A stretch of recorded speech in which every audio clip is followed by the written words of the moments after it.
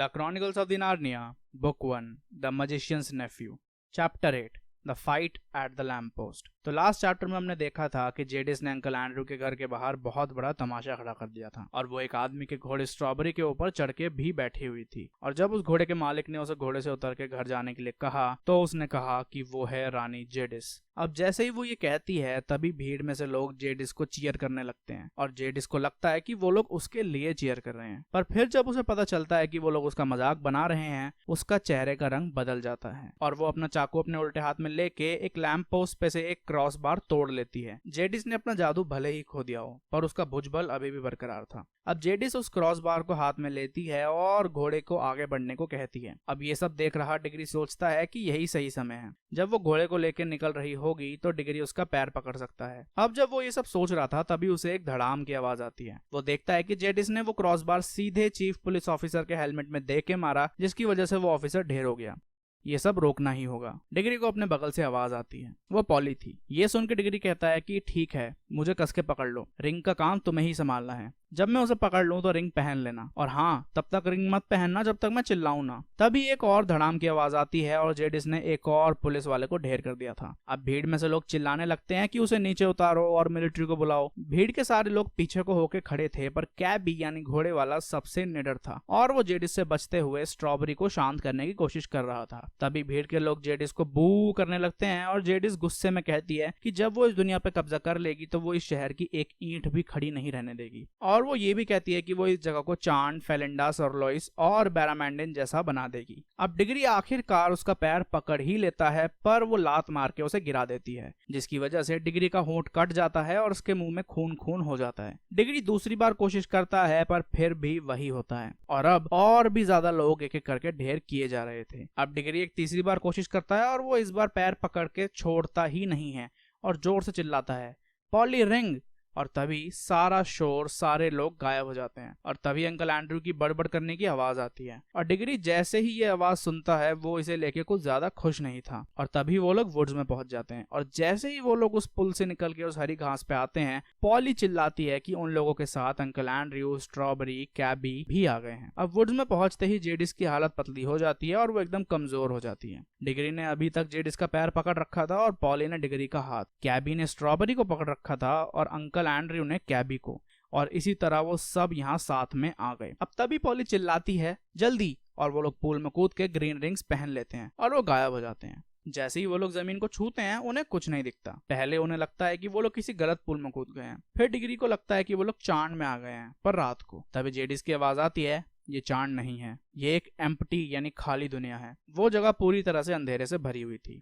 वहां ना कोई तारे थे ना कोई चांद। आंखें खुली हो या बंद फर्क नहीं पड़ता। वहां ठंडक थी पर कोई हवा नहीं चल रही थी। वहां ना कोई घास थी और ना ही कोई लकड़ी। तभी जेडिस कहती है कि उसका अंत आ गया है। तो अंकल एंड्रू कहते हैं कि ऐसा मत कहिए मोहतरमा। फिर अंकल एंड्रू कैबी से कहते हैं कि क्या तुम्हारे पास कुछ पीने को है? एक छोटी सी घूंट दारू की वो चीज है जिसकी मुझे अभी जरूरत है। थोड़ी देर बाद कैबी की आवाज आती है और वो कहता है कि सब शांत हो जाओ, सब ठीक है ना, किसी को कोई चोट वोट तो नहीं आई? उसके बाद कैबी कहता है कि उसका तो अभी गाना गाने का मन हो रहा है और वो ऐसा ही करता है और एक फसल की कटाई का गाना गाता है। वो बात अलग है कि ऐसी जगह पे ऐसा गाना गाना जहाँ शायद कभी कुछ ना उगा हो। डिग्री और पॉली भी कैबी के साथ गाने लगते हैं पर एंड्रू और जेडिस नहीं गाते। और गाने के अंत की तरफ आते आते डिग्री को लगता है कि कोई उसकी कोहनी खींच रहा है। वो अंकल एंड्रू थे। वो उसे थोड़ा दूर ले जाके कहते हैं कि वो जल्दी से येलो रिंग पहन के यहाँ से निकल ले। तभी जेडिस कहती है, ओए बेवकूफ आदमी, तुझे कहा था ना मैं आदमियों के विचार पढ़ लेती हूँ, लड़के को छोड़ दे। अगर तूने मुझसे गद्दारी की तो मैं तेरी धज्जियां उड़ा दूंगी। और साथ ही में डिग्री भी कहता है कि अगर तुम्हें लगता है कि मैं पॉली, कैबी और स्ट्रॉबेरी को इस जगह पे छोड़ कर चला जाऊंगा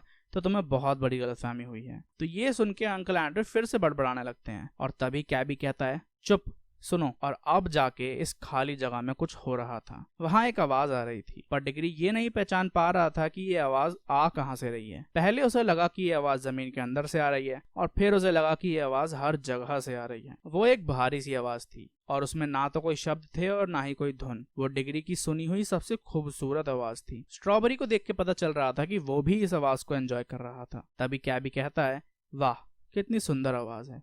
और तभी दो अजूबे होते हैं। एक तो अब एक नहीं, कई सारी आवाजें आ रही थी जिन्हें वो लोग गिन भी नहीं सकते थे और साथ ही में अब आसमान में तारे भी आ गए थे। वो शाम से रात होते हुए धीरे से आसमान जिन तारों से भर जाता है, ये वो तारे नहीं थे। ये तारे एक पल नहीं थे और अगले पल ही थे। वो नई आवाजें और तारे एक साथ आए थे और ऐसा लग रहा था कि वो तारे ही गाना गा रहे हैं। अब धीरे धीरे वो आसमान से आ रही आवाज फीकी पड़ गई और वो जमीन से आने वाली आवाज और ज्यादा तेज हो गई। और तभी दूर क्षितिज के पास आसमान धुमैले रंग का हो गया और हल्की हल्की हवा चलने लगी और उस आसमान का रंग हल्का होने लगा और वहां अब पहाड़ियां दिखने लगी। और जब ये सब हो रहा था वो आवाज बरकरार और अब वहां इतनी रोशनी हो चुकी थी कि वो लोग एक दूसरे को देख पा रहे थे। बच्चे और कैबी की आंखें चमक रही थी और उनके मुंह खुले हुए थे। मुंह तो अंकल एंड्रू का भी खुला था, पर खुशी से नहीं। ऐसा लग रहा था जैसे उनका जबड़ा उनके मुंह से अलग होकर नीचे गिरना चाहता हो। और उन्हें तो वो आवाज भी पसंद नहीं आ रही थी। अगर वो कर सकते तो पक्का उस आवाज से दूर भाग जाते, पर जेडिस इन सब से अलग। वो अपना मुंह और अपनी मुट्ठियां बंद करके खड़ी हुई थी, जैसे वो इस गाने को समझ पा रही हो। और जैसे ही गाना शुरू हुआ था